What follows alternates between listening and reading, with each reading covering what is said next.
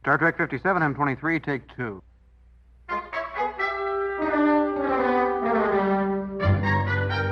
It's got Star Trek.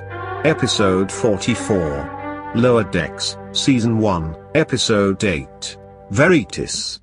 Why are you doing this to me? I need you to tell me that your senior officers are infallible heroes. Well, they're not. And that's okay. We all joined Starfleet to dive headfirst into the unknown. We're explorers. Of course we don't always know what's going on. Did Picard know about the Borg? Did Kirk know about that giant Spock on Phylos? Did Dr. Crusher know about that ghost in the lamp thing from the Scottish planet that she hooked up with that one time? That whole thing. You clearly want us to say that the captain and her crew messed up, but we simply don't have the full story, and that's the truth. Whatever they did, I guarantee you it was all for good. You have shown no evidence that they're guilty of a crime. In fact, I find you guilty of trying to take them down with this sham of a trial. Drumhead! I took a lot of notes because I was trying to get everything straight in my head because, you know, honestly, the first time I watched it, I was like, all those stories were just a whirlwind of nonsense. And in a way they were, but they made sense. They all fit together. And because I think I was so distracted by all the chaos that I didn't put the simple bits together of why Clar, I don't know what kind, they were from K-Tuvan Prime. It's actually, what, K-Tuvan Prime? Something along those lines. K-Tuvan. So, and he said at the beginning, he was like, welcome primes or whatever. Right. So are they called primes? Like, I don't know. They did that to fuck with us. They were Yeah. calling them themselves. They were trying to fuck with us. Right, because like there's a lot of planets called something prime, you know. All So, right. so I was trying to follow his journey. The long story short is we have a lot of notes, and that's great. I also took a lot of notes on this one, actually. I think it's fully justified having a lot of notes on this episode, because you're right, there is a lot to unpack. And that's what we're going to do today on the newest episode of the It's Got Star Trek podcast. That's what you're listening to right now. Episode, what is it, Jesse? Which episode is it? He's not going to know. It's 40-something, right? Yeah, that's right. Close enough. It's episode 44. 44, okay. Excellent. 44. Last one was 43 as it happened. So this is episode 44. It's got Star Trek Lower Decks, episode 8. We're nearing the end of the season. How many other 10? There are 10 for the first season. When did that become the standard? It's like 10 episodes. There's 10 to 13 seems to be Game of Thrones. what people are, even before that. Well, The Expanse, there was 13 episodes for the first 3 seasons, and then the 4th season was when it got renewed on Amazon, and that went if to the it's 10 expensive, you know, Picard had 10. I think even Discovery, I can't remember what the original order was because I know they expanded it. It might have expanded it from 13 to 15. But yeah, they've been shrinking the amount. 10's a round number. We use base 10, most of us anyway. That's true. 10 fingers, toes, Yeah. and so forth. Try to like do that in binary. Base Weird. 60. Base 60 is some wild shit. Why would you do base 60? You know, for circles and degrees, and you can do something with that, I'm sure. Something. Yeah, I'm not complaining about that there being 10 episodes. I mean, it's crazy to look back at seasons of like TNG and see, oh, there's 27 episodes or whatever. And I understand why they're less. They're more expensive to make. I mean, they're making fucking movies now, obviously. And stressful, more work, more actual work, both for the actors, the writers, and producers. So it's fine, and whatever they got to do, it's always just after 10. I just feel like 10 is just not quite enough. I want 13. The good thing is they're already producing the second season. They're already writing it of Lower Decks, right? So while, you know, we will have to wait, in theory, we're hopefully getting higher level of quality in a more compact form, and the second season will be coming soon. It won't be like Better Call Saul or some of the other shows where we have to wait quite a long time. But we'll still be able to do the podcast because we'll have something to talk about. Yeah, we'll have something to talk about. We're always talking about all sorts of stuff. We'll be talking about Discovery soon, I guess. Yeah. Orville just keeps getting. I mean, first it was because they went to Hulu, I guess, and then it was because of COVID. I don't know, but that's not something we discuss on this show, though. No, I mean we love it. I love the Orville. Yeah, we don't discuss COVID. Sorry. Yeah, we do try to avoid you guys discuss the Orville a lot on this show. Actually. Yeah, but it's not like we're not going to be doing episodes about the Right. It's got Orville. Fair enough. Orville. It's got the Orville. Unless somebody made, you know, a compelling argument to do so. Anyway, this had Mr. Plopwood Smith in it. Kurtwood Smith. Yes. Okay, real quick. He was good. Let's do this properly, right? Okay. So, step one, Again, we don't like keeping people in too much suspense, so they can tune us out if they think we're shitheads. What did you all think of this episode? I liked it. I thought it was great. I thought there was a lot going on. I thought I like the second time around, I definitely got more. It was a double watcher. I could even watch it a third time and probably still pick up some stuff. Word, I did watch it a third time. Oh, you did? I considered it, and then I didn't. So I thought it was a fun play on that whole, the whole trial thing.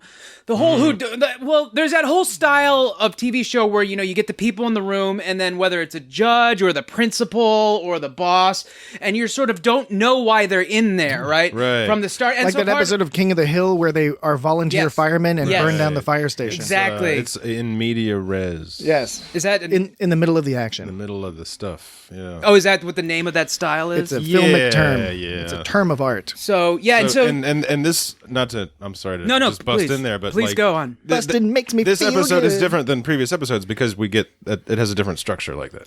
Right, and where we don't know what even the problem is from the start. That's right. So we're learning in the dark. Yeah. Yeah, we're learning. Just like they are. Right. And then, of course, the other grand mystery that they add to it is that it wasn't even that situation to begin with. Yeah. So they kind of add that extra layer of mystery, which I thought was cool. So, and of course, there were things that and whenever they do that thing where it's like, oh, well, this person, that's two people, it was actually one person, and you never knew, because notice that those two people were never in the same room as everybody else at the same time, that kind of thing, and you start to go back through the movie or show, and are try to be like, I guess they were never in the room at the same time. I guess you could reasonably say that there was some kind of, shenanigans, twisty-roo going on, and it's supported by the action up to this point. This one, for the most part, there is, but there's a few things that they specifically call out and make it part of the joke of where they're just they kind of make fun of that too, because sometimes when they do that, you're just like, no, wait, that person specifically did something that would have given their position away. And so they kind of went with that and blatantly called it out at the end. Like, of course, the leech bucket. Eels. The eel bucket. It's like, why would they have an eel bucket at a party? I mean, I guess you could write it all off to different cultures. Different cultures. But With burners. That's what they had do. burners at the bottom of that eel tank. Yeah, to they agitate the eels. Yeah, they added that later too, which Like is you're funny. making these eels upset. Yeah, you're hurting the eels. So, I will say I not only enjoyed this thoroughly, I for me it was maybe the best one of the season so far. I think for a couple of reasons, many of the ones that you cited. First of all, as Jesse noted, it's structured so that it's putting us in the position of the lower decks, in that we know it as little as they do. Right. So there's nothing that's letting us in on what's going on in any of the individual stories or in the overall story. I also like that they played the whole thing for, laughs, as you just described. They make us think it's one thing, this evil trial, and then they play it for laughs, but it still is that joke is still founded on the very Star Trek idea of don't judge, be careful about being trapped in your lens from your perspective, because other people do things differently.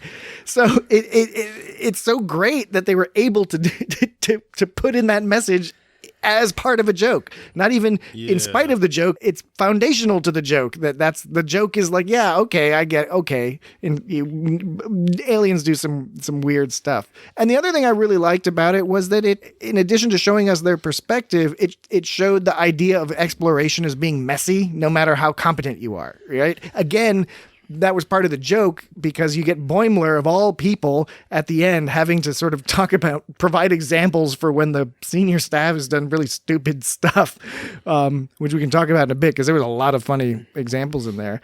But the message isn't that they're bad people. It's that the act of doing new things means you're going to make mistakes. And that's another great little message to get into, a 23-minute animated show.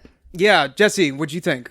It stands out as a different sort of episode structurally. It doesn't have the same kind of like A plot, B plot kind of thing that we have seen in previous episodes. Yeah, it's one of those where it's just straight on through. And you get there's many episodes of Star Trek are built around this sort of courtroom thing, so that's a big Yeah, he even dropped the big nod to that. He dropped the proverbial horn of that joke didn't land. The horn of candor. He dropped the proverbial microphone, aka the horn of candor. and said drum. Oh, yeah, he said right. drumhead, Right. which was a direct reference to Drumhead. The Drumhead. Yeah, right. TNG. Drumhead. And I mean, and it's totally like the Klingon courtroom in like Star Trek 6. Yes. And that's come back again. That was on Enterprise. They had a similar one. I would actually say Even to like the thing that he like pounded Oh, yeah. on, like his The spark- gavelly thing. the sparky for gavel. me, right. for me, in an episode that, as I just said, I think is the best of the season so far. That was the only thing that I found mildly aggravating. I thought it was a little too derivative of the Klingon. Yeah. I mean, they did a lot of good jokes with it. Because it was like they weren't Klingons. You're like, this is totally Klingon, but this guy's not a Klingon. It was confusing me a little. Yeah. For the first little bit, I was a little confused. I knew they weren't Klingons, but I was wondering if there was some joke in why it was set up exactly like a Klingon thing. But that's the minorest of quibbles in the whole episode. I like that. It was like a Rashomon style story in a sense, where you're hearing different, the stories from the different people. Yeah, that was cool. But even then, you don't have all the information. You still need to have that Right. provided to you. And the other thing is since this did such a good job of really conveying the difference between the lower decks and the senior staff, you could see them thinking of maybe trying to do this kind of thing in the pilot, but it wouldn't have worked because it relied so much on knowing the characters, right? You Right, we're at need that to be point now. comfortable with them. You need to have a little bit understanding of how they're going to react and what their motivations are for the plot to make sense and for the humor to make sense. Oh, yeah. Speaking of characters, I don't know if this was a delayed joke or if this just sort of was whatever, but Ransom, near the end, he takes that salt vampire to the Casa de Ransom. Yeah. So it's like the Ransom House, I didn't think about that. Yeah, That is so pretty kind of funny. I don't know if that was meant to be a delayed joke or what. So the salt vampire being a reference to TOS, TOS. not TAS, which there was a TAS reference. Yeah, there's a TAS reference all over this place. All over the Why don't place. you cite it? The TOS was the salt vampire, which sucks all the salt out of you to kill you. But then the TAS was the giant Spock from Philos. Yeah. Philos, Philos. Philos. The whole Rutherford bit is pretty great, and he keeps like waking up and weird shit happens. Like, are they pretending to be Vulcans or something? And Okay. Was it was it a so Vulcan confusing. museum they were trying to get into? This took a couple views for Yeah. me to understand. Me 'cause too. I'm right there with you, Dan. That's but part of the notes. but it was It keeps rewarding. They steal an old Romulan ship from the museum. What I noticed on the second run through is, in order to steal the Romulan ship from the Vulcan museum, first they steal a Vulcan ship. Right. Yeah. So they steal a Vulcan, because that's a Vulcan design. That's a classic Vulcan 24th century design ship. It kind of reminded me of like a yacht or something when it was on Yeah. top of the bird of prey. It was like some fancy looking. I guess their version of a runabout? Is that or was it? Sort of. I mean, because the Vulcans, they kind of have these smaller ships. They have some big ships too. We see more Vulcan ships in Enterprise than on TNG or DS9 and Voyager. But you do see some Vulcan ships, and they do look similar to this design with those little prongy things. But anyway, so the plot is that they have to steal a Vulcan ship in order to break into a Vulcan museum, like the Air and Space Museum Yes, on Vulcan. that's how I put it in my notes too. Right? That's and what then, it looked like. And then they get away with both the Vulcan ship and the Romulan bird of prey, which they use to infiltrate Romulan space in order to retrieve Klar. And they took the map from those other guys so they could get into the neutral zone. Yes, Right. exactly. Right. And that's why the captain was, trying to get that, but she might have stolen the map. I was trying to figure out if if the implication was that she was lying and in fact she did steal the map for the mission, and that's why the people were annoyed with her. Yeah. Or not. They didn't make that clear. Rutherford's team stole the ship, and then the Tendy's team Infiltrated. that he used the ship. Yeah. So we And all find that stuff about the scanning. They're scanning. I was laughing my ass That was the off at most that. Rick and Morty that. Oh, this when episode a new ship appeared every time, they were Romulan warbirds, surrounding them. and it was like the giant ones, and they're like this little thing. Going. Yeah. Yeah, the Dariadix It's like, class. thank goodness we're a bird of prey, and they just like appear out of nowhere surrounding them. Yeah. So yeah, they're Romulan warbirds. so those bug aliens, as Mariner referred to them, I think they were Twickets. I think Clickets. Twickets with a T. I think it was Twickets. Well, Memory Alpha said clickets. Okay, closed captioning said Twickets. Now Maybe closed captioning is better than it's a debate. it's a toss up. Clickets was kind of funny because it sounds like crickets, and they're bug creatures, right? Oh yeah, I guess that would make sense. This is a good opportunity, actually, real quick, just to go over the notable guest stars. Oh, right? and their ship was a Twirk. It was called Twirk. The Twirk. So maybe it is the Twickets. I don't know. That would make sense, because I do know it's the Twirk. Anyway, so the notable guest stars this week. First of all, the captain of the Twirk ship is notable. He is Kenneth Mitchell, and Kenneth Mitchell played a number of, played like 3 different roles on Discovery. He played Cole, which he played in a number of episodes. Then he played Cole's piece of shit father, motherfucker, who's a complete piece of shit. Cole was pretty bad. And then he also played Tenavik, which is in Through the Valley of Shadows, which is where he gets to have some interesting interactions with Captain Pike. But the interesting thing is Kenneth Mitchell, he's been around for a while, and he recently announced that he had been diagnosed with ALS, and which has impacted his mobility, which has also impacted his acting career, because he played these big active characters. That was kind of one of the things he was known for. But it's cool that they had him as a voice here. I mean, this is like it's a really cool opportunity to keep him in the Star Trek family, and I hope they use him again. I thought that he did a really great job I know it's a small part as the Captain Twirk, but it's, it was an engaging scene, and I thought the voice acting that he did was really good. He also follows us on Twitter, so we think he's awesome. Super cool. And just for that. Super cool. All right. John DeLancey, of course. Oh, yeah. Of course, special guest star. And like, what was one of the funny things was at the end when Mariner dismissed him. It's like, we don't got time for this shit. All right. Yeah. He wasn't even phased. He wasn't even like, He just followed him down the He was just corridor, following him yeah. like nothing. He didn't sound desperate at all. He just sounded like Q. But then of course he sounded a little desperate. Sort of, talking about Picard. He was like, all he does is make wine. Oh yeah, They made the reference to all that people go to Earth for or something is all that's on Earth is vineyards and soul food. Yeah, soul which is food a reference to TNG and DS9. Yeah, Captain Sisko's dad's restaurant. Yeah. But of course, John DeLancey requires no additional, He was comment. he had a small part in Breaking Bad briefly. He did. He was good on that. Yeah, but finally, He was. Oh wait. He was also. He's known among the Brony community as one of the. He was. is he one of the ponies? something? I don't know. Either a pony or he's one of the non-pony bad guys or something. I both don't of know. his parents were oboists. Oh wow, that's crazy. And still, he wonder if had a anyone played- successful career. He still, Even as an he still was oboe. seemed to have a normal life. After Oboe. that. They've never touched the bassoon. That's why. Mm-hmm. Just kidding. Bassoon's great. So finally, of course, the most important, brilliant guest star of all was Kurtwood Smith. It was really, really cool to see him. Just freaking out That the whole makes it time. the most Star Trek. It is super Star Trek to have Kurtwood Smith, because he played Klar, so he had a big part in this episode. And he was acting like he was angry the whole time, and it seems like he's angry because they're not giving the info he wants, but really he's just getting more and more frustrated because they're ruining his birthday part, or his part, regular, not birthday, but exactly. his party. It makes sense. So and he's actually, getting really sad. So real quick, Kurtwood Smith, most people will know who he is, of course, but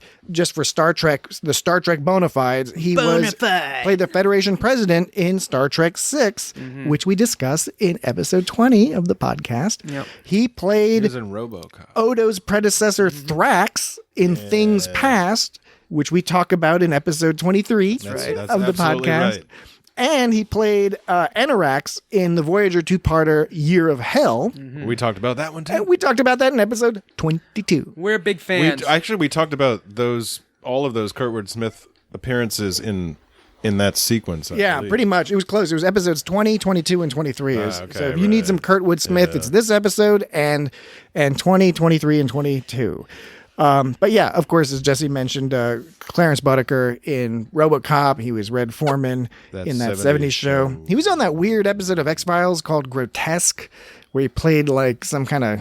Isn't he in Dead Poets Society? He was in Dead Poets Society. Did he play a bad guy? He played the bad dad. Oh, bad dad. He played that's right. you know what? If you The watch that worried movie, dad. I don't think the dad's not that bad in that movie. The bad guy was really Robin Williams. Yeah, he might have been the bad Yeah, guy. Robin Williams is like telling his kids, "It's like don't give a shit about anything." It's funny how you get older and you're like, you know what? That movie ruined English. Like teachers. Ferris Bueller was a piece of shit. Yeah, he Like was. Ferris Bueller was a bad person. He was mean to everyone. He was a shithead. He sucked. Anyway, So he was also Kurtwood Smith was also on Rick and Morty once. On the Get Swifty episode, he played the general who wanted to bomb the alien heads. So Mariner's story, it starts with Rutherford tries to tweak the red alert so it's extra loud, but instead he makes it extra soft. Yeah. And so at first I was thinking, so this is, keep in mind, this is sort of a first watch through kind of thing, because I'm trying to figure, there's so many things, like, I don't know if you couldn't classify them as red herrings because they had a purpose, but things that could be construed in different sort of ways. So, like, for one, would Rutherford really make that mistake? Of like trying to make the red alert loud, but instead he accidentally made it too soft. Is that something that Rutherford would do? I always thought that he's pretty competent. Maybe not, but we did have the recent episode where he goofed up the transporter a little bit. Like he was trying to make it better, but he ended up saving the day.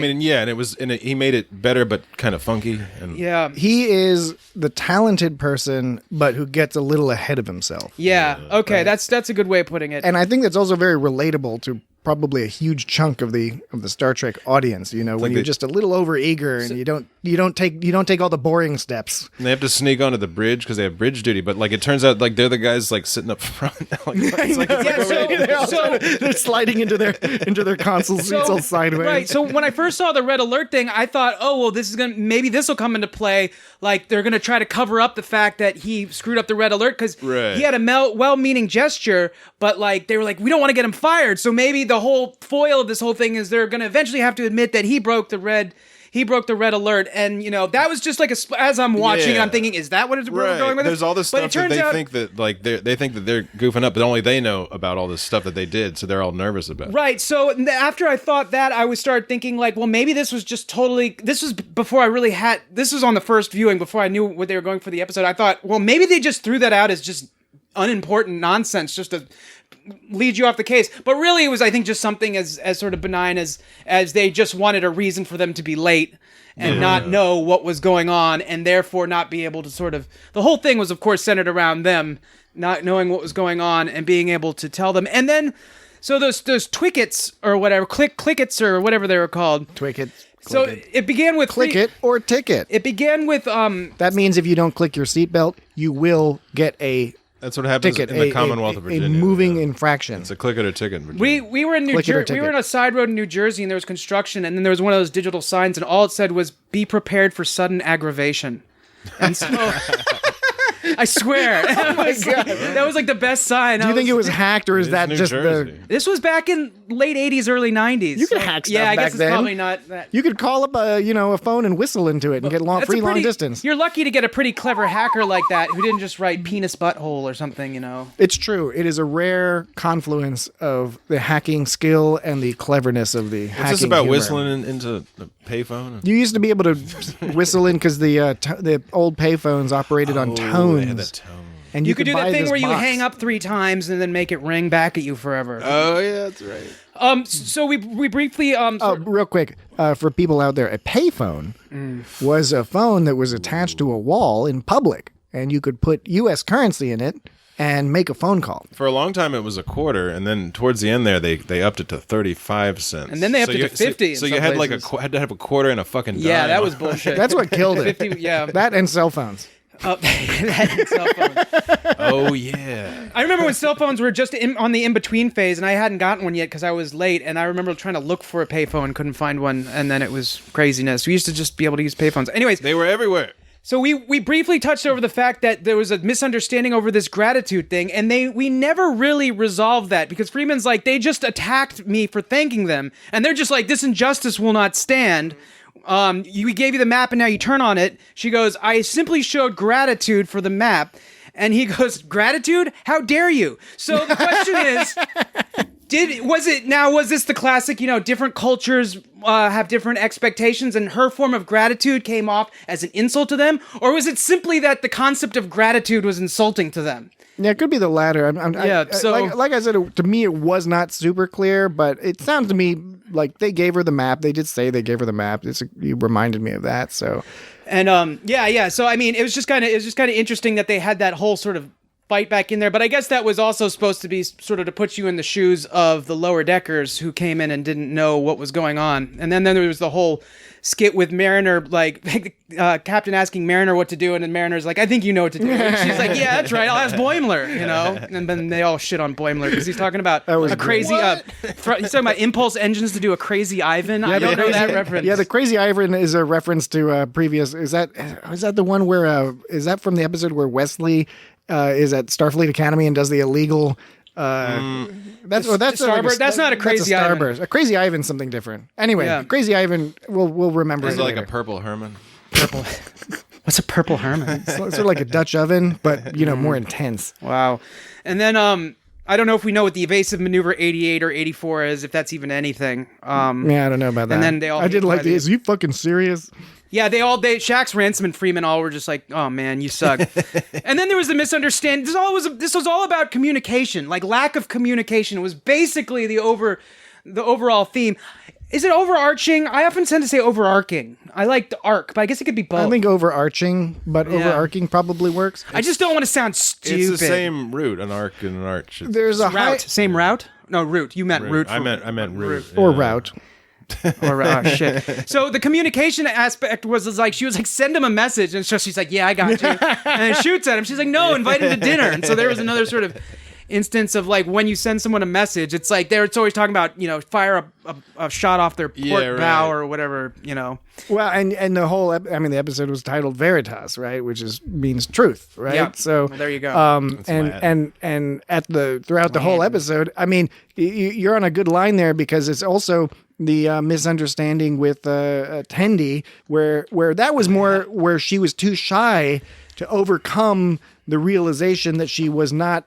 She was not supposed to be on that mission, that they got confused and brought her along. I like all the cat jokes they have on this show, and they're like, she's like cleaning up the cat fur off. Yeah, she's like, you need to shave that. Or she's like, this is where Billups sits. Yeah, right. She had that roller, that lint roller that I've used on it. Yeah. When they were doing the Tendi thing about the cleaner, I was immediately thinking of that old thing about the Vipers coming, the Viper. You ever do that sort of? I know there's a G.I. Joe episode about it, but Or the wolf. It came from somewhere earlier. Well, the joke in the Viper was that by the end, the person's like, I am the window viper. I have come to wipe your windows.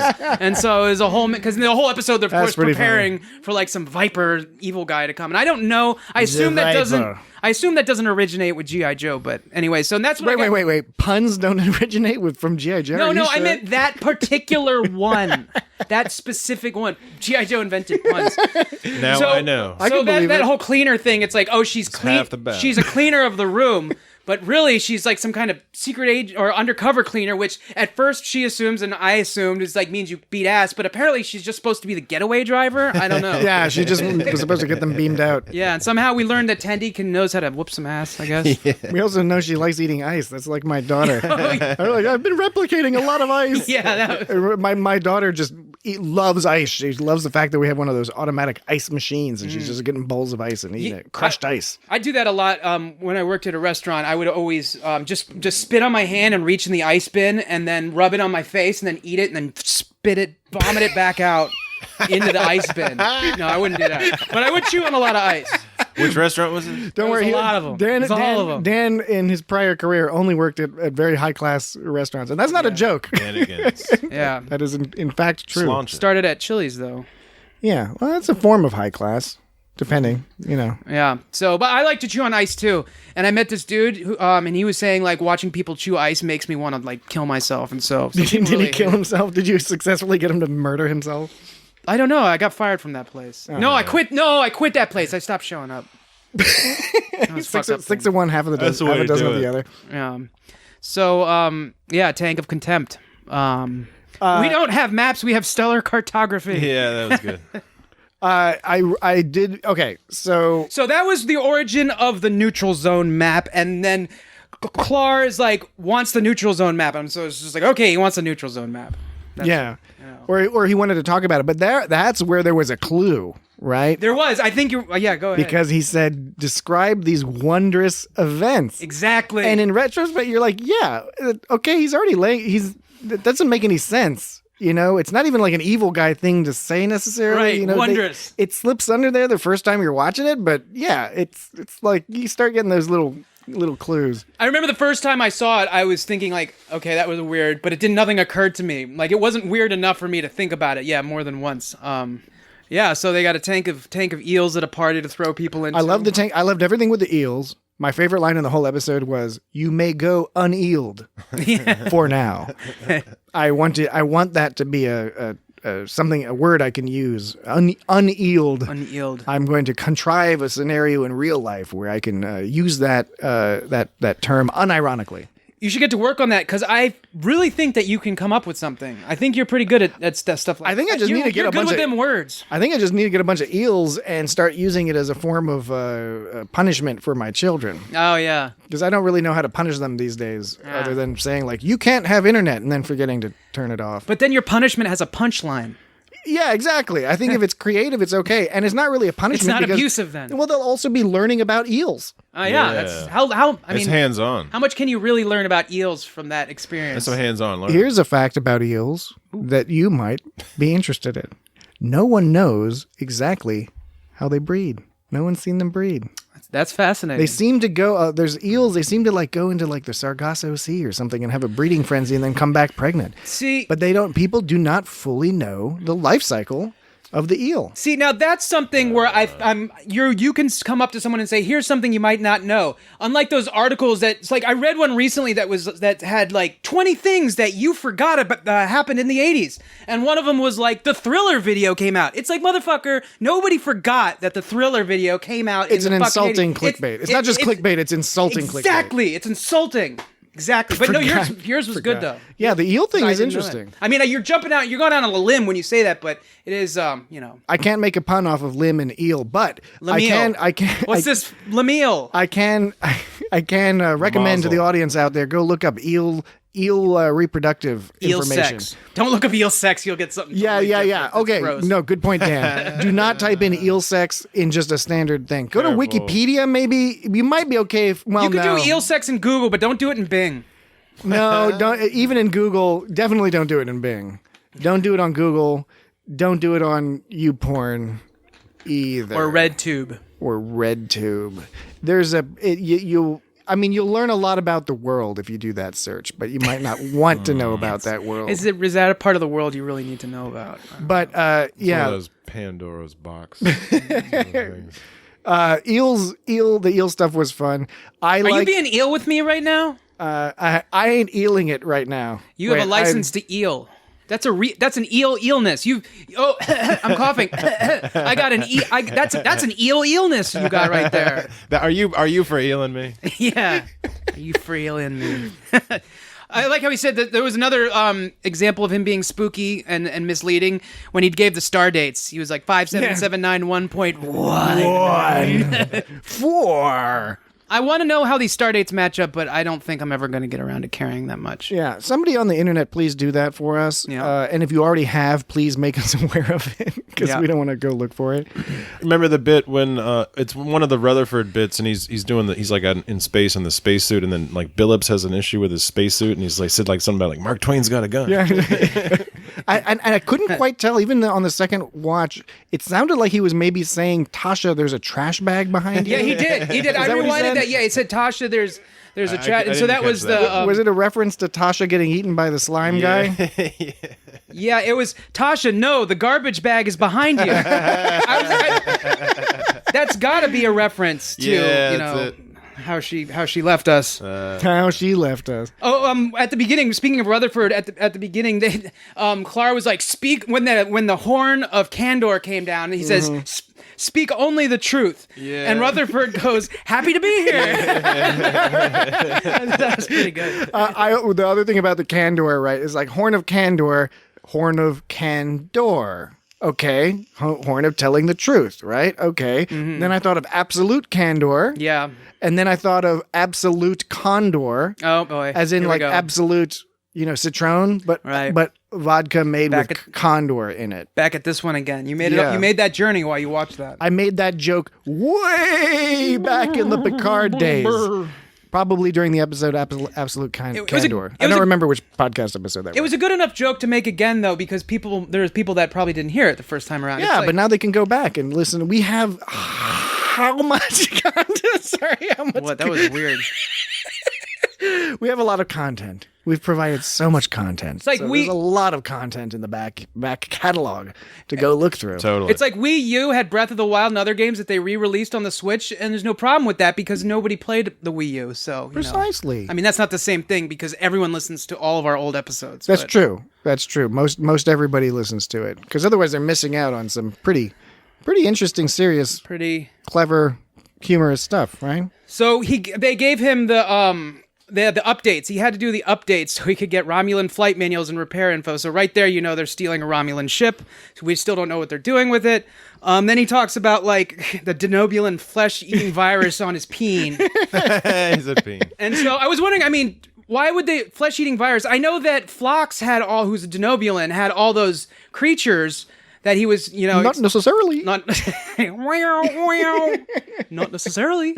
He had all those creatures in his med bay to get all the good stuff from him, and I don't know if that was any kind of sort of vague stretch reference to disease. Yeah, just make up a disease. disease, and I it's don't know, but funny why'd they because it pick eats away your penis. Yeah, why'd they pick denobulans though? I mean, this is just 2020. A disease that eats away your penis is hilarious. I would think Phlox would have something like that. Yeah, And he's probably both married in to the his lab, person. and he suffers from it. Mm-hmm. Yeah, so he's constantly regenerating his penis. Oh, so he can do that. That's pretty. Can he regenerate? I don't know. They're all married, right? Like there's a few degrees of separation between all of the. Yeah, Fox has like 4 or 5 wives, and then they all have Yeah. different husbands and stuff. So, Seems yeah. complicated but entertaining. Rutherford is rotating the EBS capacitors. I don't know why they can't rotate themselves, but he said a little song. He said a little song. It was rotating all day long while singing my rotation, and then he got interrupted. And then he goes, "Hey, sirs, you want to rotate with me? Maybe sing a little song." I thought that was. They still did the rhyme. They still put the rhyme in there. So. I really enjoyed that I know we've seen a little bit of it before, but we saw the most of it in this episode where he has the LCARS interface in his brain, so when he reboots, like everything from his viewpoint, you're seeing all the LCARS data and shapes. I like the Gorn wedding. Yeah, He just wakes up in a Gorn And wedding. they're all biting on him, and he thinks if he restarts, it'll go away. And he just comes back. First he's like, "Nice try, Gorns," and then comes back. And he's more like clawed up, and there's still like the Gorn chick is like biting on him, and like. So the part of the episode that I'm not going to take a stand against because there's no reason to take a stand against something, but I was like wondering. That was really- He means that for everything out Yeah, there. it's For fucking everything. at this point. Not even at this point, forever. Since the beginning. I didn't know if the whole thing with the when they were in the Vulcan Air and Space Museum, and that when Shax, it was like such a bit when Shax was doing the "don't draw any attention," and the guy's like, "Hey, what are you doing there? You drawing my attention." He says, "Distract him with the fan dance," and then he's like, "Stop that! Now you're distracting me." Though I did like when he goes, Rutherford goes, "Oh yeah, feels good, feels right." But that whole bit right there, and he's holding the feathers. It was an and stuff. American. It was an American dad joke. That was the style of humor. I agree with you. In that little chunk. Okay. Oh, I thought you were saying it was a direct reference to American. No. But In that. So Yeah. this show has forged its own voice, but it does have immediate comparisons to Rick and Morty for one. Now with a completely different underlying tone, but similar to that. Solar Opposites. If you've seen that, that's the one that Mike McMahon co-created with Justin Roiland. And so there's some similarities in vibe there as well, and as well as to some other things. But mostly to Star Trek, by the way. Mike McMahon has really imbued this with Star Trek, with sort of using the hints and structures that come from some of these other shows. But that scene was straight out of like as if it was Roger the Alien, getting up to something, and then some guard being like, "Hey, Yeah, right. you've caught my attention," that kind of thing, Yeah, and so I don't know if it really fit for me. I don't know if that really works for me. If they could just retcon. So I don't know. It was weird. It felt a little out of place and strange. I don't know. Maybe that's what it was. It's because it works in other scenarios, but it felt a little bit in a weird direction. I agree. For me, it worked in the sense that it was funny. So and a lot of times when you're a writer, it's not always the right decision, but a lot of times it's like do what makes the sense for the story and or what's funny or what causes tension or whatever. We see this all the time in Star Trek where they go against canon or slightly adjusted or something because they want to tell a specific story and if they relied too much on the way things were, they need to make little adjustments. It's not always the right decision. It's a judgment call. Yeah, they did want to show. That's a good point. Where they did want to show the scene where they had to actually get the bird of prey, and so what is going to sort of get in their way there, and what it's like when a lot of shows they have to end before every commercial break. They always have to end on a little joke or something, or changing scenes. They often a lot of cartoons. Simpsons is a perfect example. We're always trying to end on a joke, and so they want to sort of show you the story, like you said, I guess, but also keep it entertaining. So they just put a weird, what's that called? The back in the day humor, when the people wore bustiers and it was Burlesque? Burlesque. Yeah, maybe it was like a burlesque kind of Bustiers. I knew exactly what you were talking about. I know what you're talking about. Well, if a similar plot was happening in the hour-long version of Star Trek in a non-comedic dramatic version, they would have been stealing this at night. Right? I think that's the difference. You create the humor by having them do it at a point that's going to require them to, unless it's open 24 hours or however many hours it takes to rotate on Vulcan. They would have probably done it at night, and there would have been some guard that sees him, and then they would have a little tiny shootout or something like that. Yeah, or they'd have to, Vulcan neck pinch him, or there'd be some kind of thing that's going to make a lot of noise, and they have to figure out how to turn it off. Make some noise. Gorn wedding. That's funny. That's good stuff. I like the Gorn wedding. Although I don't know why that bird of prey, when they landed on that bird of prey, this is right before, why it decloaked for some reason, and then it recloaked again. I guess that was just to show you that it was a... Yeah, I guess so. Yeah. But then it led to that, the Tendi, when it got into this Tendi storyline, which first of all was hilarious. Yeah. How she got into that situation. So up to It this... wasn't like that's the same ship from my story. Yes. So up to this point, we know that they stole a map of the neutral zone. Or they obtained a map. Obtained, right. Sorry. They obtained a map of the neutral zone, and they stole a Romulan bird of prey. That's what we... They stole a Vulcan ship and then used that to steal a Romulan bird of prey. Yeah. Which is pretty... Yeah, like you said earlier, it's pretty funny. But that's as far as actual relatable plot, that's what we have, is we have a Romulan bird of prey and a menu. Neutral zone map. Neutral zone menu. Yeah. I'll have the Camp Kittimer Accords. That doesn't make any sense. That's enough. So it was funny how Tendi got involved, first of all, because she was excited to clean the conference room. That scene was cute. I also thought it was cute that Mariner was disappointed. She was like, "Oh, I never get to clean the conference room." Yeah, when she was all like, "I don't care." Pretending not to care, but, a little hint that she did. Then Ransom busts in with all his buddies. Ransom appeared coked up this entire episode. Like, at least during that mission, not for the whole episode, but in that mission, I mean, they were doing stuff with his eyes, and his guys were all broing out, and they had their redacted. I like the little redactions over their eyes. And Kurtwood, Oh yeah, right. Kurtwood Smith was like, "Are you really willing to risk death by eels in order to keep this?" And she's like, "Yeah." And he was like, "Okay."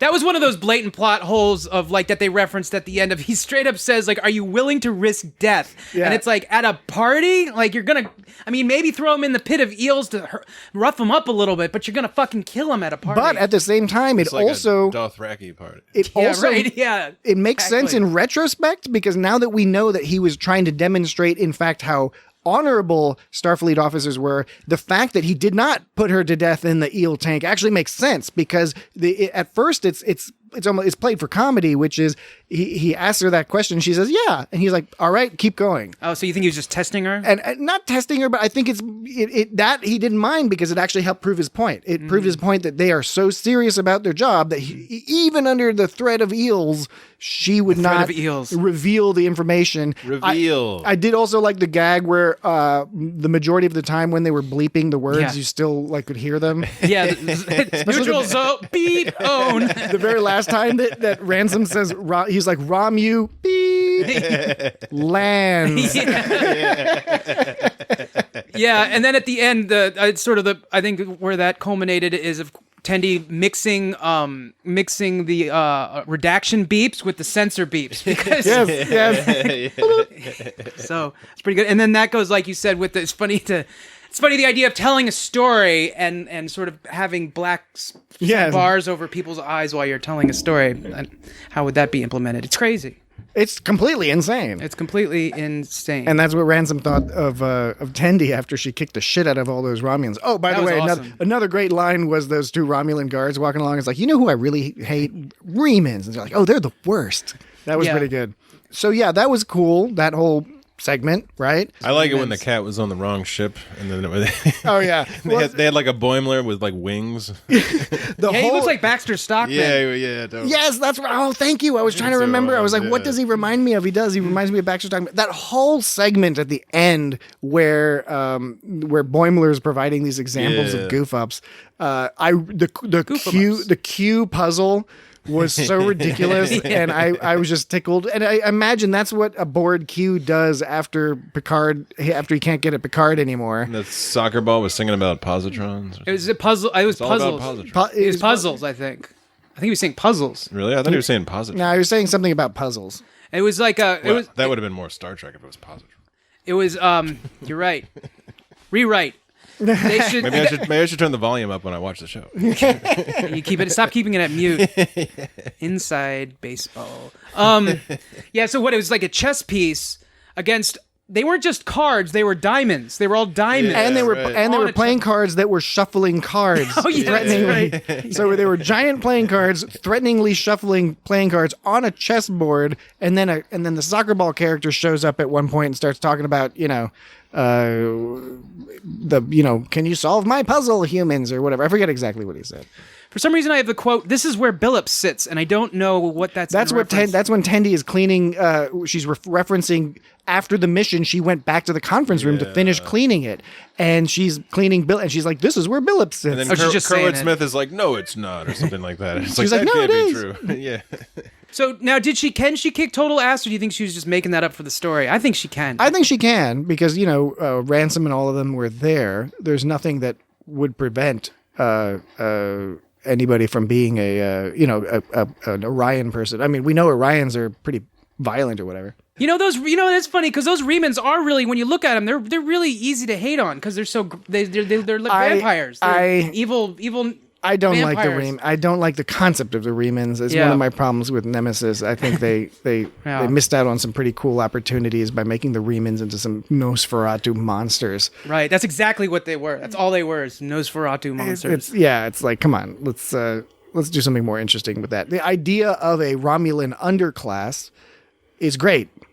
It would work better if the Romulan underclass were more sympathetic and didn't come across as monsters. That's what I forgot. I forgot that because it's been a while. I forgot that the Remans were a Romulan underclass. That's what makes it funnier. Basically, they did all the mining and stuff, But anyway, makes it funnier that he made the joke about hating the Remans. Exactly, and I think they know a lot of Star Trek fans are not hugely keen on the Remans. No offense to the Remans themselves; it's not their fault. You were part of an unfortunate sort of. They creation. were created. Yeah, they were created by a madman. Yeah, the guy who wrote Gladiator. Impossible! Human lies. So Boimler. We were talking about all the Boimler stuff at the end, but at this point, real quick, at this point, they went down and they kicked ass and they got the package. The whole point of getting the Romulan ship. The whole point was getting the neutral zone map is so they could guide themselves through the neutral zone with the Romulan ship to go down on. So Ransom and his bro team could go get the coffin. The coffin package. Space coffin. Now, where did they go? I can't even remember where it is they went to get the coffin. Like it was like on Romulus. It was on Romulus. They went to Romulus. Right, because Romulus is the capital of the Romulan Empire. It was kind of weird. They actually did the thing where they announced where it was through the Romulus, capital world of the Romulan Star Empire. I thought that was kind of out of place, but not in a bad way. It was just kind of like a little bizarre. And they've done that before, and they use it sparingly on Star Trek, but in Deep Space Nine and TNG, they do occasionally use it. Camp Khitomer or something like that. Yeah, and it's always it fits, to do it in something like that where you're just like, oh yeah, that's it, to announce where you are and stuff and give you some sort of perspective. Especially if it's ambiguous, although this was pretty clearly Romulan architecture, but it was just kind of funny that Lower Decks did that because they haven't really done that. They haven't set that pattern yet Yeah. of doing that stuff. So And again, to be fair, Star Trek itself never necessarily they did that sometimes, but not Yeah. other times. It's just sort of, I guess, when they were like, we really need the audience to know where we are for this to make sense. I like that they showed the bird of prey, the underside of the bird of prey, because Yeah. it is it's awesome but silly at the same time. With the painting, With yeah, the painting. TOS style, and we got to see that in Picard as well, because there's that whole sort of subplot where there's the pirate guy who has a bird of prey, and then they get into engagement with that. That was a pretty cool part. And that's why Klingons have stealth. What's it called? Stealth, not stealth. They don't call it stealth. Cloaking device. devices. That's why they have it, Cloaking 'cause device. they took like a Romulan bird of prey or whatever. Well, so or is this whole thing a whole sketchy scenario? no, it's not sketchy. It's some In of it terms is of the narrative, some of it meta-narrative. is headcanon, or they definitely talk about this in more detail in some of the novels. But what happened was in Star Trek 3, right? In Star Trek 3, the original plot was that Christopher Lloyd's character was going to he was a renegade. He wasn't agreeing with the Klingon High Command, which had agreed and signed the treaty with the Federation and other groups to steer clear of Genesis and only go there for science, right? For the Genesis planet. This is all from Star Trek 2. If you're listening to this podcast, you're probably aware of all these things. The original script had Christopher Lloyd's character. Since he was going rogue, he stole a Romulan bird of prey in order to get to Genesis, because he wanted to get the secret of Genesis, because he wanted to use it to make the Klingons strong, right? Because Genesis does what Nintendo don't, right? Precisely. Okay. 16-bit. Better sound processor. Yep. Sonic the Hedgehog. Yeah. Altered Beast. Could have been better. Wise from your graves. Golden Axe, timeless. Golden Axe is tight. that's a good Golden Axe is tight. But so anyway, what happened was in Star Trek 3, as the production moved along, they dropped the idea of him stealing a Romulan ship and just decided, okay, he's flying a Klingon ship, but they never changed the name. And some people argue they didn't really change the design either, because that style of bird of prey, which became ubiquitous in later Star Trek, it replaced the D7 battlecruiser like TOS style Klingon ships.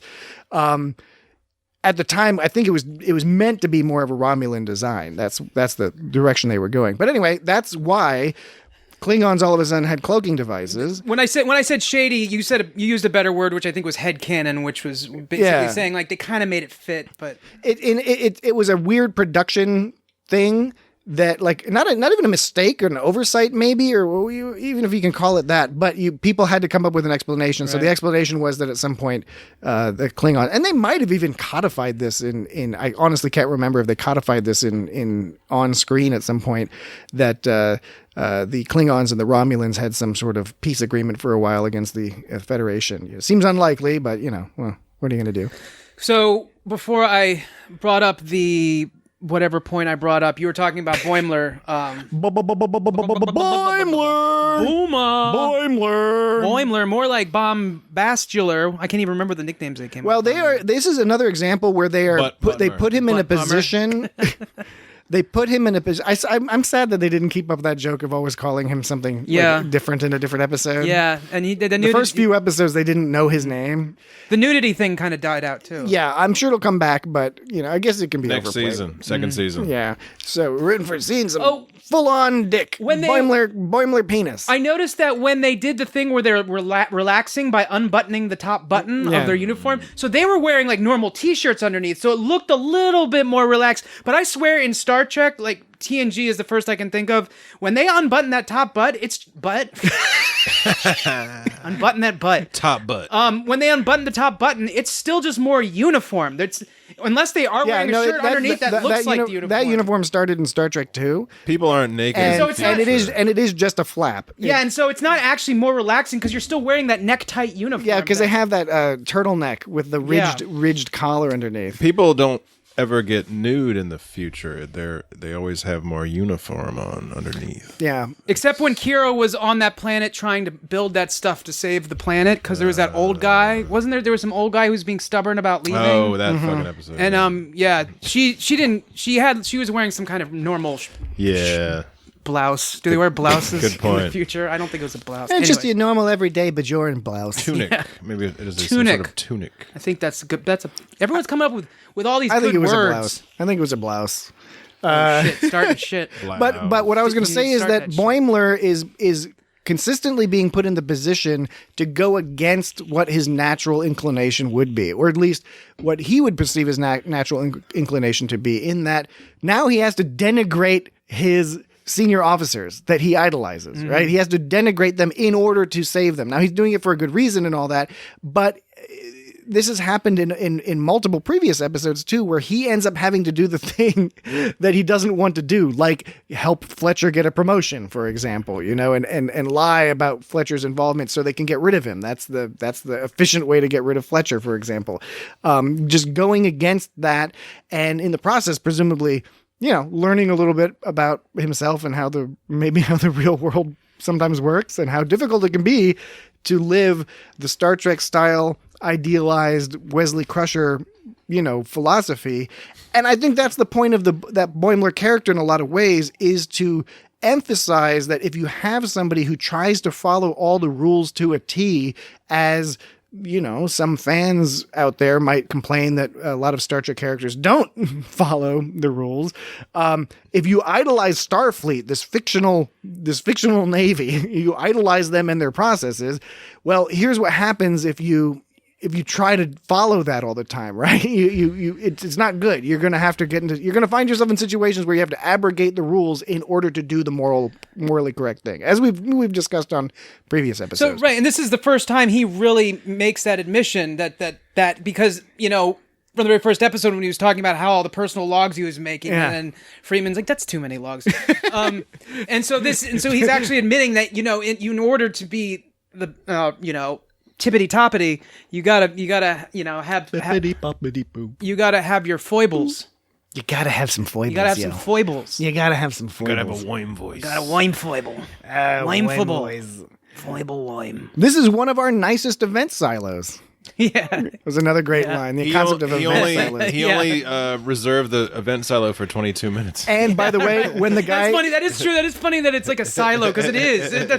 Because in Star Trek 6, in that court scene, it's like they're going up so tall. And we see it again. There's a scene like that in Enterprise as well. It mimics the same type of scene. Yeah. And by the way, when the guy with the clipboard, the events manager, comes in and tells him that you only reserved it for 22 minutes, it's exactly 22 minutes into the episode. Yeah, so this is another one of those. This is one of those episodes where it's in real time. Yes. Because then that's generally how these trial things work.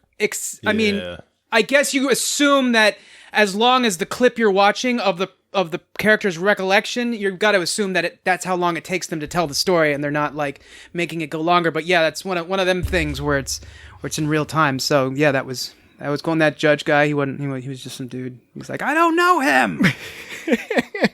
And, it was a great conclusion to the episode.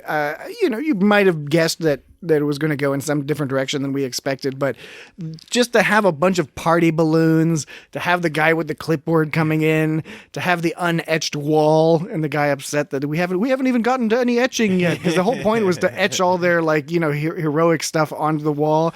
I really liked the guy who everyone thought was the judge, and he's just like, no, I'm just bringing my daughter's cake. Or whatever, my granddaughter's cake. My little girl, she's 100. Yeah. She's 100 years old. So what my favorite exchange was then, of course, between Mariner and Clark at the end. And I played it several times. I listened to each one. She goes, "You held us in contempt of eels. You dipped us in eels. Those were eels you dipped us in. You did that. You did it." And he just keeps going, "You ruined my party. You ruined my party. You ruined my party."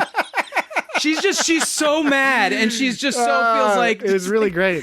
And they're both so mad. That's probably one of my favorite exchanges. And that's the magic of Kurtwood Smith. He is such a great actor, but he has fun with it. He has so much fucking fun with this. He goes from this intimidating sort of character that's gonna fuck your shit up to like, you ruined my party. Yeah, I mean, he said, all whining. I already said it, but I mean, you may go uneeled for now. Yeah. The line reading on that is genius. Yeah. I mean, it's a great fucking line, and I will get a bucket of eels and put my children in there. And Yeah, I want to hear how that goes. You I'm should- not even going to do it for Then punishment. You can eat the eels afterwards. Yeah, You because you can eat those yeah. fucking eels. eel pie. I want to try some eel pie. Eel pie? So eel pie in London in the Thames. Do they do that? Is it after it's full of blood? No, I don't know. Is that about how they make blood pie? No, blood pies. pudding? No, they make blood pudding with blood. Yeah, I've had that actually with it's like you can taste The the Germans make that too, and so do the Vietnamese and a number of other you're cultures. changing the story from the eel pie. Let's talk about the eel. Well, I was just gonna say the blood pudding. It's like a sausage patty, which has a consistency that's a mix between meat and scabs. That's basically That's how it is. precisely what it is. That's weird, man. It's all mixed. Yeah. Anyway, so yeah, eel pie. Sorry. My understanding, and please, listeners, write in if I've gotten anything wrong or if I've missed out any clever, cute little tidbits about this. Anybody in the British part of the world? Particularly in England or London in particular, because by all accounts, and I've said researched bile. this extensively in my research of eel sex, I also discovered that the Thames used to be just overflowing with eel. Yeah, And totally. eel pie used to be, sort of like any sort of other savory pie that you might get England style with some meat in it or mince, different types of things that you could put into the pie and make a savory pie. The eel pie was very common. I was about to say popular, but I think not necessarily popular. What century are we talking? I don't know, long ago. Most, 1700s or probably something. like most of them until like heavy industrial use. Because I wonder if that ever made anyone sick because they're getting some like Well, apparently, dirty water creature. Apparently, it went out of style because, as Jesse is indicating, as the industrialization took hold and the Thames became more polluted, it fouled the eels' ecosystem. after it wasn't just a bunch of poo poo. It was Yeah. like Yeah. heavy chemicals and shit. But so eel pie, for a variety of reasons, went out of style. I think partly because maybe there were fewer eels, or the eels were just filled with chemicals and feces. chemicals and feces. Poor people, The people living in eels would, poverty, they- didn't want to eat it anymore. I'm sorry. I They thought migrated from out in like the Sargasso or something. Yeah, They would- yeah. they would I go thought you up were in saying the that it Thames. became filled with poor people. The eels became. I'm sorry. No, the eels didn't. The poor people became filled with eels. Yeah, and yeah. that gets aggravating. Just like in Maine, how they used to feed lobster So- to prisoners because there's Yeah. so many fucking lobsters. Right. It was just cheap. Bugs. It was poor people food. Now it's rich people food, and that's what's happened with eels because now apparently. Apparently, I haven't investigated this in person because we're not allowed to leave the country anymore. Yeah. But apparently, eel pie is sort of coming back into style amongst the cognoscente. But it's fine. Yeah, it's a pie crust shoved filled with eels. Yeah. and cooked. I don't see what's wrong with that. Yeah. I like eel sushi. It probably has Yeah. a nice sauce or something. Is eel sushi? Is that unagi? I don't know, but that's good though. I like that. It's like smoked eel. Yeah, That's smoked good eel. stuff. I know the Germans do a good smoked eel. Yeah, it is freshwater eel. Unagi. Yep. Freshwater All right. eel. I know a guy. It's got eels. I know a guy who said that he would go fishing for crappie in the Potomac. I don't know if he was just fucking with me, but there's a fish called the crappie. Yeah, no, a crappie is yeah, a- the crappie. Yeah. No, I mean, I didn't think he was fucking with me about like the fish, but it's just like Crab eye from Dunland. But like, do you think would you That's eat? a different book. Would you eat? I mean, I guess Potomac is fine. You know, I don't know if I would eat fish from there though. No. I might It's eat. pretty. I used to I work would next eat- to it, and it I looks would pretty eat- dirty. I would eat Yeah, it's not. a fish. When it was raining, it stunk, and there was garbage all in the lake. For those out cook in the the fuck out of that fish. Audience, You can't eat the that fish. Potomac River, The is Potomac. a large body of water that separates Virginia from Maryland, and D.C. Is along the Potomac. And also, yeah, DC. That's a from Virginia, footnote. That's a footnote. Yeah, I would maybe eat one fish. I would not regularly eat fish from the Yeah. Potomac. Yeah, over time you get fucked up. Don't go swimming in the Potomac either. I mean, there's certain spots where it's okay, but it's a bigger river than it seems, and it's a Russian river. Yeah, it wouldn't be that safe. People get pulled under every year. Yeah, so eel pie. So we talked about eels because they had the eel pail. Oh, yeah, talking about the tall silo because that's funny that they had the silo. It The was all event tall. silo where he The got event married. silo. Yeah, he got married there. That's right. Okay, Captain Clarity. Or one great reference. Yeah. A deep poll was very early on in the episode when they're having a discussion over who's like the coolest person from Star Trek history. Yeah. Oh, And- right. And apparently Boimler is super into Roga Danar, and that's from TNG's The Hunted, which is season 3, episode 11, I believe. And it's a great episode. That's who everyone Boimler wants to be, is this guy. Well, he's sexy. He's got nice hair. And he's not wrong. I mean, the whole plot of the episode is that he is, I won't go into all the details or spoilers, but the long and the short of it is he's being chased by this alien group. And I believe the alien group wants to get in the Federation, and he's trying to say that they're assholes. But he seems like he's kind of an asshole too. And so the whole episode, you're trying to figure out who's the asshole, and keeps escaping from everybody, from the Enterprise D, from those people. Like he takes over, like they send a ship to try to like kidnap him, and he ends up taking over that ship, So he is a rascally, charming, and if you look up his picture, he's a sexy looking guy. But it's a classic argument of like, you got two people arguing like which is best or whatever, and then you have one person that's like, well, it's obviously Hulk Hogan's the best, and the other person is like, well, actually, because they know all this about wrestling, It's the Iron Sheik. It's like this. If you look at this body of work, blah, blah, blah. But in the end, and it's like you make a good point, but you're trying to show off your knowledge, and the fact remains, whether you think so or not, it's Hulk Hogan. You know what I mean? Which is Khan, of course, being Hulk Hogan. And Tendi all talking about his burly chest. Oh yeah, right. Oh, I remember Kurtwood Smith. I didn't think of Red Foreman, not Red Fox either.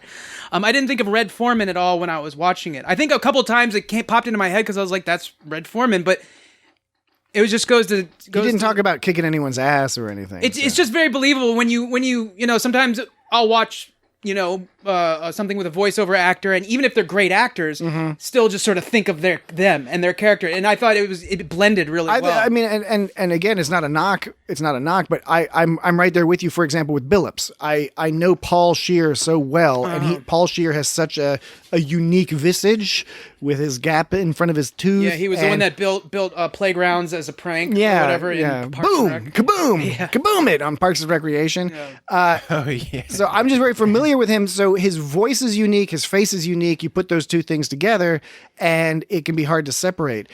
Kurtwood Smith, you could say he's got a unique face and he's got a unique voice, but he does inhabit the character. He changes it enough. The first run through, I did not immediately catch on that this was Kurtwood Smith, and I'm a huge Kurtwood Smith fan. It would be as if it was Sam Neill, and I didn't recognize it was Sam Neill. As unthinkable as that could be. I still can't believe it. It took me well into the episode where it suddenly clicked in my head. I was like, wait a second. And part of that was I think he was hamming it up. I mean, he was really having a good time with this character, which is awesome. So I guess they pointed out, why it seemed like a trial, because they said, because he did use the word witnesses, he used the word testify, but it's when they brought up the word trial, that's what the trigger was for him to say, no, it's not that. The beam of celebration that holds him still. But you'd have witnesses Like, at we're a honored to be wedding. in this- Yeah, that's for true. example. You testify at church. Yeah, I guess, that's, and trial is, there's really no argument about the word trial. It's either that or it's you're running a race Yeah. or something. Or something like fighting that. someone to the death. Yeah, Eeling somebody to the death. Yeah, that's that's for eel. yeah, I'm trying to think of anything. Yeah, she was like looking at the judge and all. Yeah, they've all been pointed out, but the only thing that was really you can't argue with is why was there the eel chamber that he was Culture, man. but culture, that's you just Culture. write it off as culture. Yeah, Absolutely. Yeah. And when you think about it, I mean, my background's in anthropology, and one of the fun things about anthropology is it really drives home the idea that the things you take for granted are seen as insane by other people. For example, when a lot of East Asians, for example, first encounter cheese, they're like, what the fuck is wrong with you people? This is some like old curdled milk cube thing, and it smells like feet, which it does because a lot of cheeses have the exact same bacteria as feet. Meanwhile, a lot of Western folks will encounter fish sauce and be like, what the fuck is this the first time, I'm glad that those smell. Those particular examples are eroding, but that happens all the time. Or another example I like is how in a lot of Western cultures, when you have to blow your nose, you're supposed to blow it into a tissue or a handkerchief.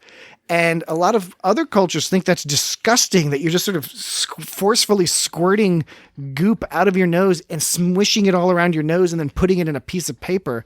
Whereas they will spit, blow it out onto the ground, so they don't actually have to touch their nose. Or like the Chinese, I think, had the first toilet paper, and the people, other people in Asia that had contact with the Chinese, and they were like, well, "This Chinese people are weird. They're wiping their asses with fucking paper." Yeah, I know. What the fuck is that? Like, why don't they use some water or something? Yeah, water and a sponge. Or something. And by the way, now we know that toilet paper is like not that great for your bunghole. Yeah, it's not. Now every fucking podcast, by the way, is It's pushing hard, man. pushing the bidet attachments because you Yeah. can get these bidet attachments. We wouldn't have known if it wasn't for coronavirus. It's much nicer. I mean, I'm down for the bidet. Yeah, I'm down for the bidet. I'm too. down for the bidet because it's the baby wipe thing is great except it's for expensive. it's It'll expensive. dry your shit out down and there. it also clogs up the toilets if you flush them. Oh, yeah. So the other option is just to have a trash bag, a basket full of shitty baby wipes until you get around to throwing them away. Right. So Bidet all the way. all the way bidet, All bidet. all bidet, all day bidet, all the way. Chickabay in the way.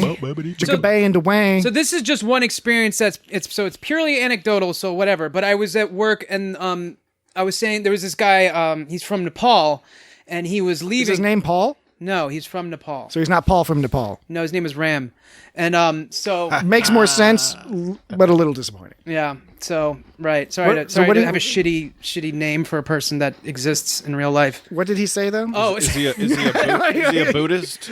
I don't want to get into all. Actually, I think he leaned more. What's his address? He leaned more Can you please Buddhist. tell us where he lived? And I don't know how to pronounce it. I think it's pronounced I think it's commonly pronounced as Shankar, or some people. Everyone always called him Shankar, and it's probably something else. He leaned more Hindu, I think. Okay. But anyways, Ram was leaving, and he was saying, "Hey, see you later, buddy," and we were gonna shake hands. And I was holding something in my right hand, so I was gonna do it with my left hand. And he was like, "No, man, don't. That's not cool." Like, and he wasn't actually offended, because he understood that I'm his friend, and I just wasn't aware. But he was just like, "I won't do that, man." He's like, "What? It's the left hand." He's like, "No, man, it's just not right. You're not supposed to." Probably do that. not a cultural thing. He just probably was weirded out that you had like a handful of feces. Yeah. And then you were trying to use your other hand to like awkwardly shake his hand as if you were shaking hands with Bob Dole. I thought he knew the deal, though. With the feces hand. But I don't know. Isn't there? I always was reading like that people, there are a lot of cultures. The left hand is meant for dirty things. In Islam, for example, that's very common, but it's common in other cultures as well. And by the way, I recall I was in Korea once, traveling around, and I'm left-handed, and I'm very adept with chopsticks, but I use them with my left hand. They're like, get the fuck out of here. No, nobody was rude about it, but people stared, and some people laughed, and Oh, that's fucked up. well, I think it was a combination. They laughed. No, I can understand them staring because they're just kind of like, oh, that's. That cultural interaction is funny because nobody was an asshole to me, but I was doing something that was unusual by using my left hand. Well, right, of course. And not unheard of. I don't think nobody uses their left hand. But Yeah, I I'm think, not saying they're all pieces of shit. I just think like to laugh at But chuckle is, in like, addition, kinda like, I was also in an area of the country where tourists don't frequent. I was also just gobbling the fuck up out of some super spicy kimchi and some hot soup that had some octopus floating around in it. And so I think there was just a whole host of that curiosities. soup for was them. that octopus's garden. The That soup in the sea. The word sinister comes from a Latin word that means left-handed. Okay, Mm-hmm. okay. That's Lucifer sat on that's a the- Western reference. to Lucifer left-handed. sat on the left side of God. Yeah. Well, there you go. Anyway, my people Oh. have been, we deal with a fair amount. Yeah, your people. Mainly the scissors. Oh. Yeah, that's right. Most everything else is okay. The scissors is a fucking I catastrophe. don't know how you for get by left-handers. with arcade games and driving cars. That's no problem. No problem at all. I even play golf right-handed, but I can imagine. drive a car. I can shift gears like a motherfucker. Well, but, I mean, yeah, you have to. yeah. Yeah, But- that's not really a left or right thing. I don't know. I'm thinking about it now. I'm just like, go. Which is weird because in all the other countries where they have the stick on the left side because they drive on the other side. Well, I guess that's just one's definition of what is the dominant hand used for. Apparently, the dominant hand is used for the wheel there, whereas the dominant hand is used for the majority dominant hand. I'm not saying that all I think left-handed it's just- people are. See what I have to deal with here? I've known Dan for decades. That's just driving. That was fucked up of me. So is the dominant hand supposed to be used for this? Is your dominant hand, should it be used for the stick shift or the wheel? I think it depends on what kind of car you're driving. I don't think it has anything to do with the kind of car you're driving. If you're used to using the shifter with one hand because your wheel is on one side of the car, then that's what's normal. If you go to England and the wheel's on the other side of the car, then it's weird. But if you ask somebody who's right-handed to throw a baseball, they're always going to use their right hand, and they will always catch with their left. Or is that not true? Do some people catch with their right hand when they're right-handed? I don't think I know how to catch or throw. So. That's so beside the point. But fair enough. I think I'll change it up each time. I get the message. This is not going anywhere. We're not getting you got the message. No, that's a good point. So about the Vulcan thing, how you were bringing up how they had to steal a Vulcan ship, and then they pointed that out at the end. Specifically, they pointed out the Vulcan thing. It's like, why didn't they ask the Vulcans? Yeah. Where did they get the ship? And why did they get the Cerritos to do it and not someone else? So that's like, specifically, that whole scene was just thrown in there. It's classified. Yeah. So. All right. Any closing thoughts on this episode? Again, for me, it was the most complete, the most interesting. I've really enjoyed all the episodes to varying degrees, some stronger than others. This one I think was really firing on all cylinders, and I really had a good time with it. Yeah, I love the from the very start. I like those when they went in the dungeon. When they said it was like they put us in a jail cell or whatever. And he's like, it's more like a dungeon. Yeah. But I like the first clue was those bars, because it wasn't your normal sideways bars. Jail, it was sideways jagged spike bars that just kind of like went together like a monster jaw. And but I agree. I think this was packed full of stuff. I really appreciated that. I truly didn't fully get my shit together with it until a second viewing, and I could watch it a third time and still probably get more from it. I'm sure there's tons of people there who are like, LOL, I got it on the first try. Well, good for you. LOL. Fuck you, Dan. Yeah, I'm stupid, but I'm just creating this person that's just ready to counter someone that you can't counter. You can't yell at me and call me stupid. I already called myself stupid. I like there were two really little subtle things that I wanted to bring up before closing out the show. The first is mega subtle, which was when they were on the cloaked Romulan bird of prey, and then Rutherford, resets again, hits his head on the controls and starts the warp engine, right? There's a brief moment where I don't know, this is hard to describe, but it's where the stars sort of blur out in a beautiful way. I mean, it was a sci-fi beautiful, like the ship zooms away and the colors and the stars. It was just a very effective cinematography choice. And I think the show does a lot of that, and more so as the season has progressed. We've been seeing more kind of cool space shots. The shot with the 4 Romulan warbirds was another one, not quite as cinematic, but it was effective. And in the widescreen, you feel the scale. You feel the scale of those ships, which was cool.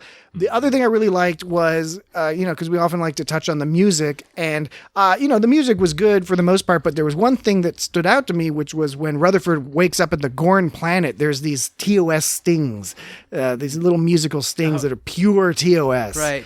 That were done really well. But it's brief, and I think that's the key to keeping this nice is add those things in, but don't overdo it. I'm sure there are points in time where maybe overdoing it will make sense from the story perspective. But from here, that little TOS sting before we see the Gorn, it puts us in the TOS mindset before we see the Gorn, and then we see the Gorn wedding. So another little subtle thing that really helps with the world building and the vibe building for this series. I don't think that this was necessarily any kind of subtle reference to anything, but it was kind of in that same scene where he hits his face on the keyboard or whatever, the console. He says it was like upgrading Klingon fonts. That's what put him out. Was upgrading Klingon fonts. And I don't know if why would I need to know that? Yeah, unless it was some kind of reference to a bird of prey and Klingon thing, but probably not. It probably was. I don't know. It's just that's a good question. It's a good point. I hadn't really considered what that might be. But so just to sort of summarize, I guess what happened then is summarize and strategize. What's going to happen with your fries? They're going to go in my eyes, and I'm gonna die. I'm gonna die. So they got the neutral zone map. They used that neutral zone map, and they stole the Romulan bird of prey and used that map to like find out where the to get to the. They needed that to get to Romulus. They needed the map to get to They didn't know where Romulus was. It could have. Yeah, I don't know exactly. Maybe they needed the map to find a way the route in to avoid the sensors. So it wasn't a paper map. It was some kind of. It was one of those digital papers. Digital rollout papers. Digital roll where it updated itself, and then in the end they got the package, and the package turned out to be Clarn, because he had been captured by the Romulans, and that's why he was interested in all that stuff, because he's trying to find out as much info as he can about why he got captured, and he threw him a party, and the lower deckers ruined his party. Yeah. So that's pretty much it. At first I was like, that was a bunch of stuff. He set up his own party to fail. Yeah, I mean, 22 minutes. You can definitely make that argument, and I think maybe it's a reasonable the planet had a bunch. The whole thing about that planet is that there's a bunch of event silos, and they're all booked up, and it's like that's part of their culture. It's like, you got to get in there, and like, all I could get was 22 minutes. I just got rescued from the fucking Romulans, but all I could get was 22 minutes. It's a good point. I was like trying to book a wedding venue or book the trampoline place for your children. Yeah. I booked an event silo for 22 minutes, and all I got was this stupid T-shirt or something. Stupid something else. I like how it was a bunch of dumbass ensigns. A stupid horn of Kandor. Yeah. Kandar. All right, so that does it for us this week. Party. We now enter the phase. Enter mode, crazy. Where we tell you how to get to us on, like email and Twitter and social media and stuff. It's got Star Trek. And Dan is working on a new theme song. That's great. He's doing a good job. Feedback at itsgotstartrek.com. Very good. So feedback at That was the best Trek. one yet. That is the best one, the most succinct. That's how you email us. You can derive from that our website is www.itsgotstartrek.com. You can find us there on the net, on the information superhighway. I think this podcast is going to win one of those potty awards. Yeah, Potty awards. Potty. At the potties. I like that you said information superhighway, because nobody says that anymore. I know, because they're not cool. People haven't said that since like 1998. The social media. We got social media. Dan's activating his robot. I was voice. going to bring that, and I didn't, because I'm an asshole. Yeah. After the podcast is over, we usually spend about 4 or 5 hours jamming on synths. That's what you miss out on. That's going to be on the Patreon behind the scenes. Analog ribbons. Yeah. If you pay $1,000 a month pledge on Patreon, you can get access to the multi-hour synth jams. Occasionally with singing involved. And it's Patreon, so Dan's going to be naked. Yeah, What? exactly. Well, I didn't agree to that. Yeah, Dan's going to be completely naked, jamming out on that thing. We can post a blurred clip onto Twitter. If people want to see a blurred clip of your penis on Twitter, where do they find us, Dan? At my place. That's where you find us. Is at my place when I blur my penis with paint. I put blur paint on my penis. I don't know where you find a blurred picture of my penis. How about I think we can find an unblurred picture. An unblurred picture. Oh, well, in that case, Google. Dan's unblurred penis. Oh, that's like something at a fight club. Oh no. So yeah, but what's the Twitter? What's the Twitter address? It's like one of them bobby cars from Bobby cars from England. Oh, you mean a police car? They still call them police cars. I think it's. I don't have the tone and the delay right. But Yeah, or the rhythm, you can eat it, Buster Brown. or the tenor, Oh man. or the timbre, Fucking me up. timbre. Just call me Danny Timbre. Timbre. Danny Timbre. What was the question? Amber Tamblin. What? We talked about David Cross. Yeah, we were talking Amber Tamblin. Pre-podcast. We were talking about David Cross, who is married to Amber Tamblin, who was in the Sisterhood of the Traveling Pants and House MD. And he was She's in much younger than he is. And he was the alien, one of those aliens in Rick and Morty that was scared of that was really uncomfortable by nudity or just male nudity. He was uncomfortable by nudity, and he had an appointment to get his butthole flaps looked at. My kids love that. That's my favorite. My kids love whenever David Cross says butthole flaps. I'm a bad parent. Is that episode? Were those aliens? Were there two different sexes for those aliens, or were they all just like the same sex? No, I think there were different sexes. So, do you think they were uncomfortable by all nudity, or just like same sex nudity? I don't know. You should get your kids to watch the Chappelle Show. Yeah, and be a really bad parent. yeah. No, they could learn some stuff from the Chappelle Show. Yeah. Absolutely. All right, Probably so pretty tame by no, this the stage. question Yeah, was. I know, right? This happens every week. This is wild. The question was: we got the website and we got the email. That part we got. The email. The email. The Twitter. We need the Twitter. What's it- and what is it, Jesse? Instagram. I don't know. You know it. Just take a guess. You can do it. It's so straightforward. It's got Star Trek. Yeah, but what is the first thing? The first thing before It's Got Star Trek. For social media. What do you have to put in front of a social media? You got to put like a one of those symbols. Close enough. At It's Got Star Trek. It's an @ symbol. Yeah.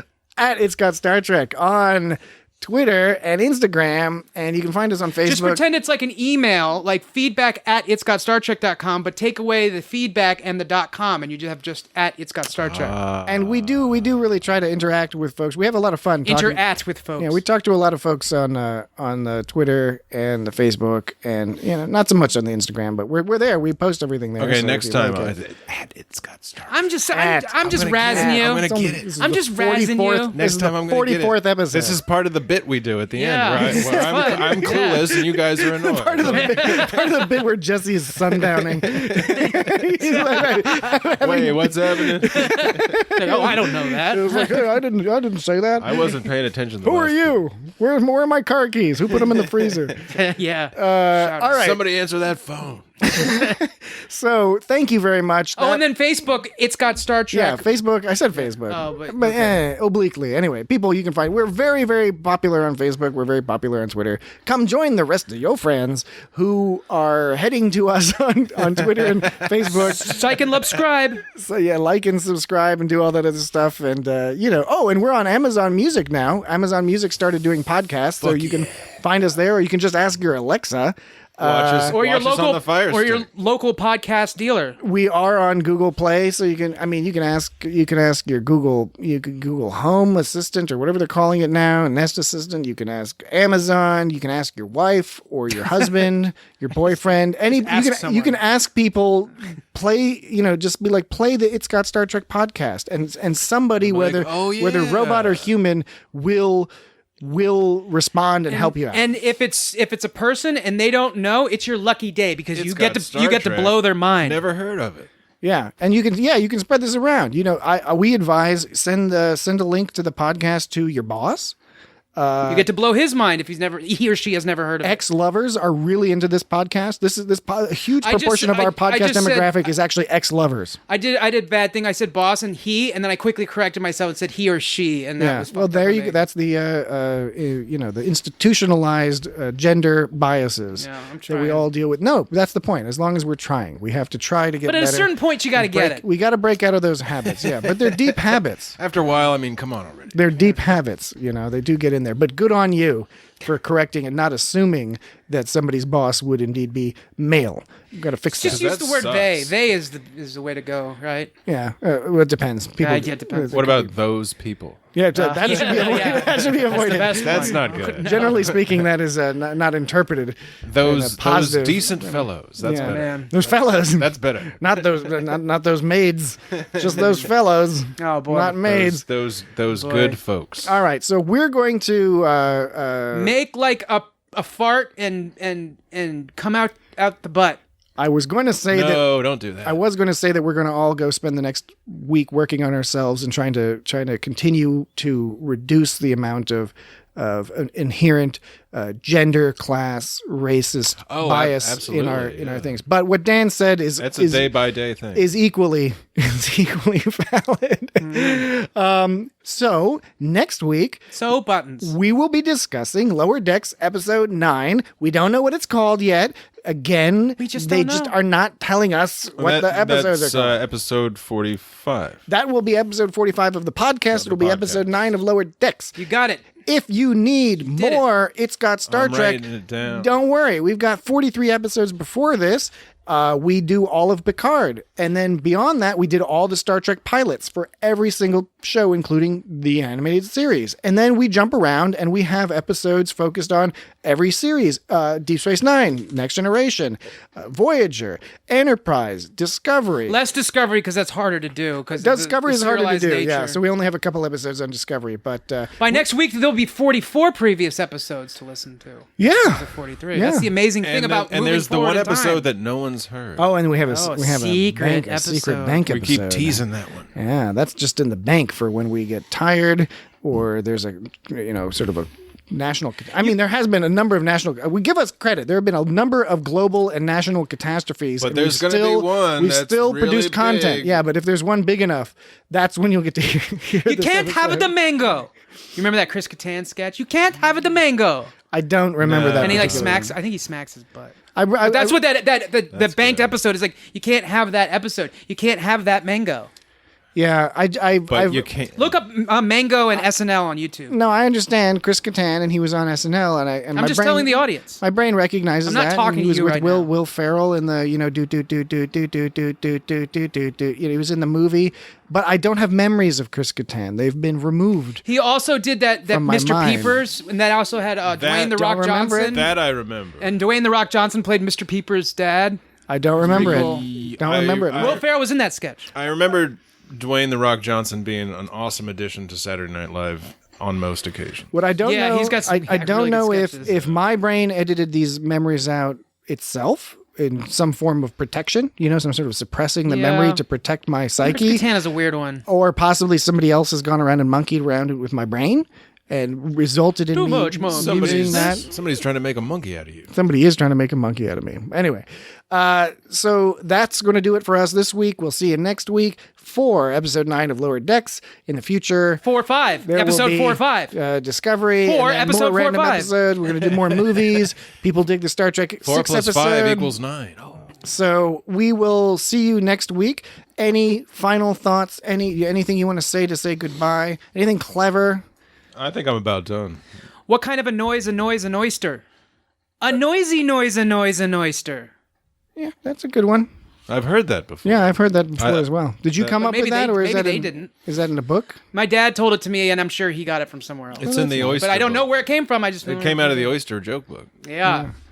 Yeah. Speaking about oysters and eels, there used to be a lot of oysters around too. This podcast is making me hungry. Yeah, I want some raw oysters. I want an some eel- some smoked eel. I want an and eel- a pile of lobsters. You didn't have Yeah. an eel po' boy sandwich? I hope they do. Let's do that. All Is right. it redundant to say po' boy sandwich? It's just po' boy. I think it's just a po' boy. A po' boy is a sandwich. Yeah, po' boy is a sandwich. It's a subset of sandwiches. That's a different podcast. It's got sandwiches. It's got sandwiches. And we're going to talk about eel That might be a po' boys. YouTube series. That might be a Yeah, long-running that's YouTube a- series. That's a visual. right where we there. develop and consume sandwiches on video and pretend like we like them. Like that's a good idea. No shit there. Like that's a good. we should totally do that. Jesse is very hungry. Wait, then you'll want to hear this. You can't elope. What will your honey do? All right, we'll see I never everybody. wanted to hear that. We'll see everybody next week. I hope you have a good one. Bye bye. Oh, we got eels. There's eels over here. Nerdner's not lying. I was there. We didn't see a map. Perhaps this is a misunderstanding. You may go uneeled. For now. Woohoo! Better luck next time, eels.